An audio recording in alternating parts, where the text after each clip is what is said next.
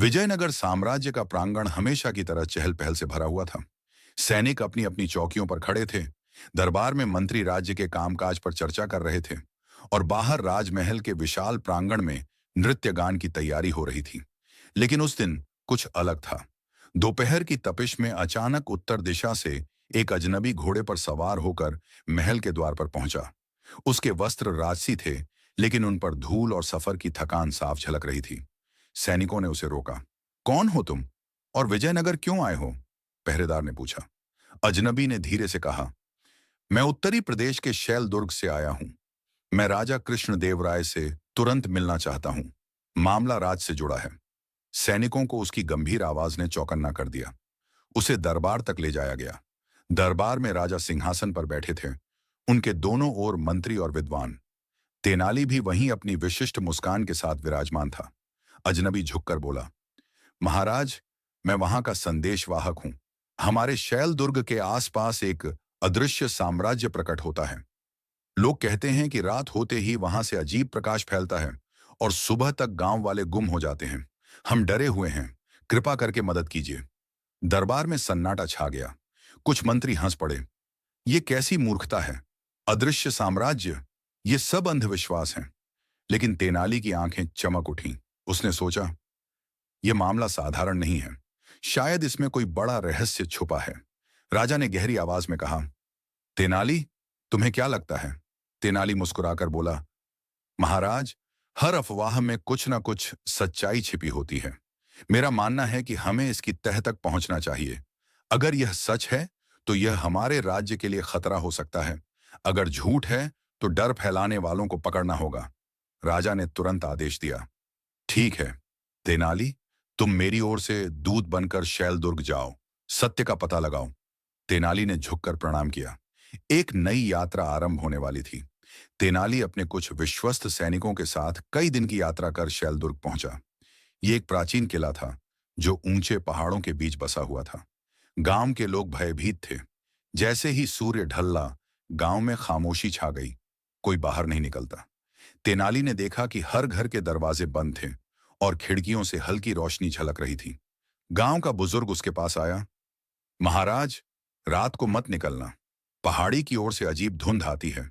उसमें जो भी जाता है वापस नहीं लौटता। तेनाली ने हंसते हुए कहा, अगर डर से घर में बैठकर जान बचानी होती तो मैं विजयनगर से यहां क्यों आता? मुझे रहस्य सुलझाना है। रात गहराई। तेनाली और उसके सैनिक चुपचाप पहाड़ी की ओर बढ़े। अचानक हवा ठंडी हो गई। धुंध छाने लगी और तभी दूर पहाड़ी की छोटी से चमकता हुआ महल दिखाई दिया।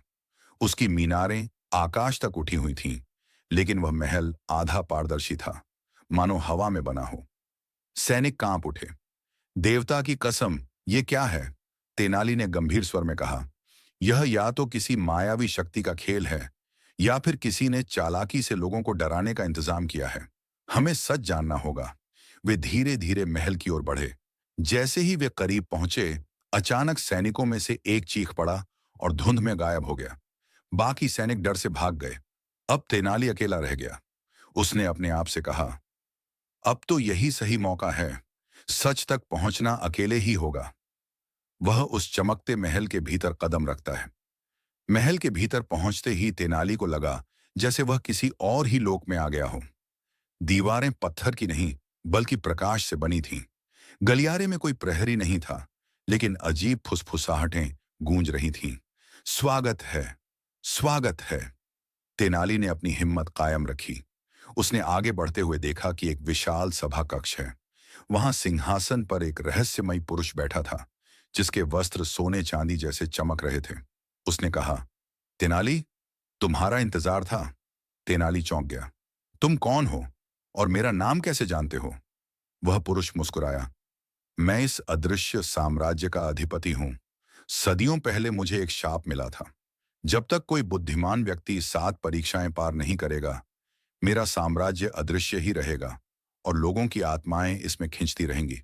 तेनाली ने आंखें सिकोड़कर कहा, तो यह सब डर और मौत का खेल तुम्हारी वजह से हो रहा है? पुरुष की आवाज गूंजी।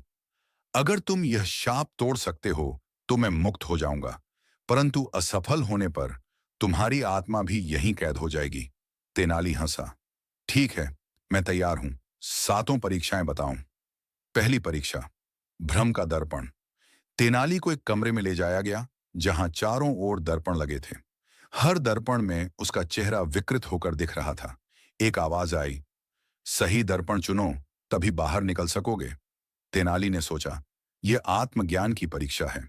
असली चेहरा वही है जिसमें मैं खुद को बिना विकृति देखूं।